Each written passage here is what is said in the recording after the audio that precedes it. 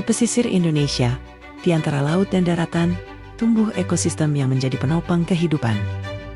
Mangrove melindungi garis pantai, menjadi tempat berkembangnya berbagai biota, dan menyimpan karbon dalam jumlah besar. Ekosistem mangrove di Indonesia itu lebih kurang 3,4 juta hektar, termasuk terluas di dunia. Sekitar 23% dari mangrove dunia ada di Indonesia. Ekosistem mangrove ini berfungsi bagi satu fungsi ekologi, yaitu adalah penahan abrasi, juga sebagai nursery ground dan spawning ground bagi biota air atau biota laut. Dia juga sebagai penyerap emisi gas rumah kaca yang terbesar pada ekosistem yang ada di bumi ini. Bahkan ekosistem mangrove ini memiliki kapasitas menyerap emisi 3-5 kali lebih besar dibanding ekosistem daratan. Dan secara ekonomi, ekosistem mangrove juga berfungsi untuk tempat di mana masyarakat menggantungkan hidupnya, di mana mereka menangkap ikan, udang, kepiting, serta juga mereka juga memanfaatkan hasil hutan kayu dan non kayu dari ekosistem mangrove. Di banyak wilayah pesisir, mangrove yang dulu mendominasi mulai tergeser oleh kebutuhan manusia. Banyak faktor memang menjadi ancaman untuk ekosistem mangrove, tidak hanya dari manusia tapi juga dari alam ya. Salah satunya land subsidence atau penggunaan tambak yang cukup masif ya di sini sebagai baik itu tambak di sektor perikanan maupun untuk tambak garam. Kalau dulu memang yang namanya tambak itu malah merusak hutan mangrove. Itu petani tambak sini mayoritas nggak ada sama sekali yang namanya tanaman di tambak-tambak itu atau di pematang tersebut. Dan istilahnya tambak seluruh desa Sawajaya itu gundul. Persoalannya adalah mereka mempunyai persepsi bahwa tambak itu semakin luas tambaknya, semakin banyak produksinya. Padahal harus proporsional antara keberadaan mangrove dengan luasan tambak. Nah, yang kita antisipasi itu bagaimana mangrove ini tidak banyak dibuka untuk budidaya perikanan secara ilegal, maupun juga ditebang kayunya secara ilegal. Oleh karena itu kita perlu mencari terobosan bagaimana mensinergikan antara kebutuhan masyarakat untuk budidaya perikanan dengan juga fungsi ekologi yang diharapkan dari ekosistem mangrove untuk mendukung kehidupan manusia itu sendiri.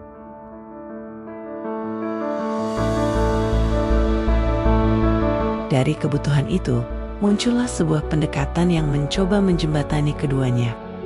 Silvofishery.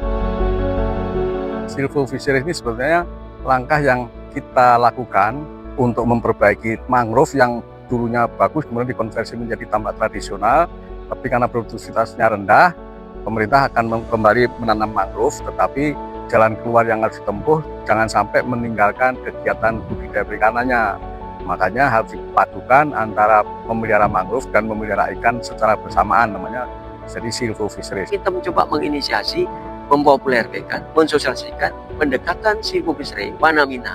Ini bisa diterapkan oleh masyarakat karena masyarakat juga mendapat keuntungan.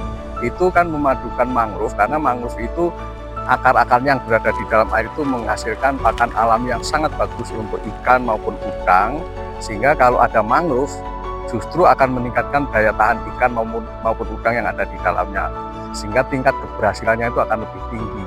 Oleh karena itu kita wajibkan atau dengan silvofishery itu harus ada mangrove-nya. Minimum paling nggak 30% itu ada mangrove, bisa di pinggir, bisa di tengah, tapi yang penting bahwa mangrove tetap hadir di situ. Orang petani sekitar sini, orang Sawjajar, itu nggak ada yang mau ditanamin itu yang namanya silvofishery. Dulunya nggak menerima, katanya alasannya itu untuk cara pemanenan ikannya itu lebih sulit. Tapi alhamdulillah sekarang sadar. Saya kan punya tambak sendiri. Saya termasuk untuk contoh. Saya tanami mangrove di pinggir maupun di tengah, kemudian ada yang separuh nggak ada tanamannya, yang separuh ada. Ternyata hasilnya bukan yang namanya bandeng saja, Mas. Udangnya itu sangat melimpah. Saya perharinya itu kalau pagi ngambil udang aja itu hampir rata-rata perharinya 2 kilo 3 kilo. Hasilnya pada waktu ditanami atau yang nggak ada tanamannya sama sekali itu jauh beda. Jauh.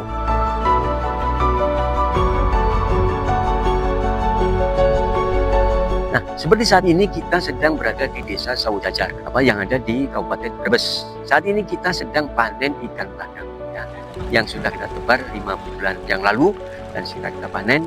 Dan panen ini sekarang sudah ada yang menampung, yaitu si pembeli. Dan pembeli itu orientasinya bukan dijual di lokal tapi di ekspor. Oleh karena itu ukuran bandeng ini harus mencapai paling tidak 300 gram. Mangrovenya tumbuh dengan baik, ikannya tumbuh dengan baik. Dalam kurun waktu 90 hari, kenaikan berat per ekor ikan itu dari kita tanam 80 gram, kita panen itu di atas 350 gram, berarti hampir 300 gram peningkatan selama 90 hari. Produktivitasnya yang biasanya mereka petani di sini hanya 300-400 kg per hektar, ini bisa dipanen sampai 1 ton 250 kg.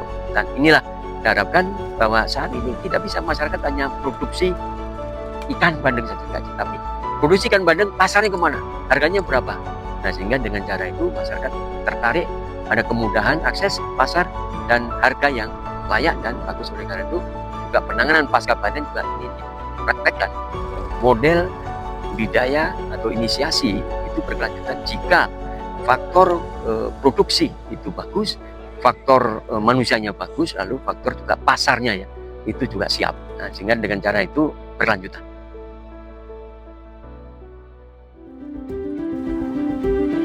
Dari praktik di lapangan, pendekatan ini mulai diarahkan untuk menjangkau skala yang lebih luas dan dengan dampak yang lebih besar bagi lingkungan dan masyarakat. Ya, tentu kegiatan yang kita lakukan ini menjadi tonggak awal untuk mengembangkan silvofishery center. Itu ada 3 sasaran utama. Yang pertama, diharapkan program ini bisa merehabilitasi hutan mangrove atau ekosistem mangrove yang rusak dengan pengembangan silvofishery. Itu mangrove yang terdegradasi terutama akibat oleh penggunaan tambak zaman dulu itu bisa dikembalikan lagi. Yang kedua, silvofishery center ini juga diupayakan untuk penanggulangan pengendalian iklim. Jadi below ground di bawah habitat mangrove ini banyak kandungan-kandungan bahan organik yang kalau dia terpapar itu akan mengeluarkan emisi yang luar biasa. Nah, sementara itu keberadaan ekosistem mangrove itu bisa mengabsorpsi emisi, menyerap emisi dengan sangat tinggi, ya, sehingga ini juga menjadi hal yang sangat positif dalam konteks pengendalian iklim. Dan yang ketiga, itu diharapkan dengan pengembangan silvofishery center, masyarakat bisa mendapatkan penghasilan dari hasil ikannya, bandeng, kepiting, udang, dan sebagainya. Di balik rencana dan pengembangan, perubahan sesungguhnya terjadi di tingkat paling dekat, yaitu pada mereka yang hidup berdampingan dengan mangrove setiap hari. Saya itu berkecimpung di penghijauan dari tahun 92 dan memang masyarakat ini sekitarnya itu memang ya betul sekali dengan adanya mangrove itu menguntungkan, termasuk penahanan abrasi juga dan untuk melindungi tambak pun juga ya bisa. Apa yang dirasakan oleh masyarakat hari ini menjadi bagian dari peran yang lebih besar dalam menjaga ekosistem dan masa depan lingkungan. Masyarakat yang tinggal di sekitar ekosistem mangrove ini merupakan masyarakat yang istimewa. Kenapa? Karena mereka memainkan peran yang sangat sentral dalam konteks pengendalian iklim. Oleh karenanya, kami sangat mengharapkan masyarakat terus berupaya untuk merehabilitasi secara mandiri kondisi mangrove yang terdegradasi. Harapannya ya mereka kembali juga ikut berkontribusi meningkatkan jumlah tegakan mangrove di tambak-tambak tradisional supaya kita tidak menjadi salah satu penyebab kerusakan mangrove. Karena kita memerlukan perbaikan mangrove supaya pantai kita tidak mengalami penurunan elevasi. Bahwa dengan kita dicoba silvofishery di sini itu, lalu nanti kita sebarkan ke masyarakat melalui kelompok tani maupun pelaku budidaya perikanan untuk paling enggak menerapkan model silvofishery ini. Nah, sehingga nanti termasuk juga ikan bandengnya jika mencapai ukuran yang minimum 300 gram tadi, itu juga bisa dijual kepada si penampung ini. Dan sekaligus untuk ekspor dengan harga lebih baik daripada harga lokal. Salah satu yang bisa kita upayakan untuk mencegah kebencanaan itu, upaya mitigasi bisa dengan mangrove. Sayangi lingkunganmu, sayangi juga lahanmu, kita tanam bareng-bareng mangrove, karena tanpa ada kepedulian dari masyarakat yang meninggali lokasi itu sendiri, tidak akan mungkin ya bisa terjaga mangrove-nya, dan sistem itu akan menjadi satu tata kelola lingkungan, menjadikan tata kelola usaha juga akan meningkat. Di balik setiap akar mangrove, ada kehidupan yang dijaga. Dan di balik setiap upaya manusia, ada harapan yang tumbuh. Ketika keduanya berjalan beriringan, masa depan bukan lagi sesuatu yang jauh, tetapi sesuatu yang sedang kita bangun bersama.